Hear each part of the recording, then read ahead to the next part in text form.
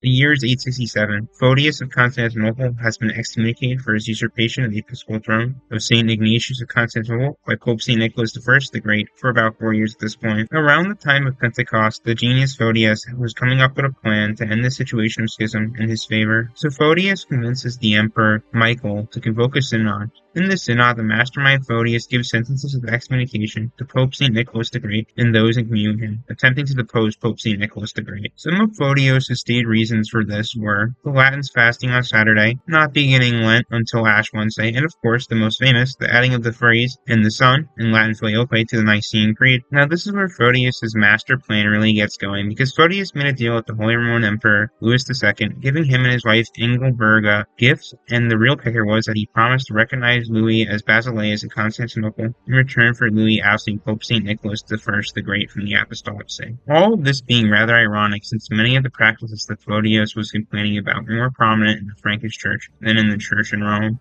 And so, Photius sent his agents Zachariah the Deaf and Theodorus to Italy to distribute the acts of his robber synod to Louis II and the Franks. However, Photius' emissaries found no support while in Italy itself and were eventually recalled back to Byzantium in the same year when Basil I became sole Byzantine emperor. The end of the year 867 would actually see Basil I deposing Photius and the death of Pope St. Nicholas the Great, thus removing the casus belli of the combined Franco-Greek attack on Rome. But why might Photius in the first place think that the Holy Roman Emperor would actually help depose the Roman pontiff? Well, we have to go back a few years. In 862, the king of Lotharingia, Lothar II, abandoned his wife Theudberga for Waldrada. When Pope St. Nicholas I the Great heard of a corrupt synod in Metz which affirmed this adulterous false union, he excommunicated the two bishops involved, being Gunther of Cologne and Theudgod of Trier, as well as John of Ravenna, for an unrelated issue. So the Emperor Louis II took up the cause of his brother Lothar and the deposed bishop, sending Lothar to besiege Rome for 2 days, while Pope St. Nicholas the Great was held up in St. Peter with no food. Louis would come to his senses, though, and order his brother to withdraw, reconciling himself with the Pope. Photius, perhaps hearing of this event, realized he could find a powerful ally in the Roman Emperor of the West. So what exactly can we learn from these events? Well, for starters, those who argue that the Holy Roman Empire was not the Roman Empire because Byzantium was the true Roman Empire are proven wrong by Photius' recognition of Louis II as an emperor. As well as that, contrary to what many people claim, the popes of this period were hardly subject to the machinations of Germanic emperors, who rather often found themselves pitted against both the Roman emperors in the West and the kings of the Greeks in the East. With all that said, thank you for watching.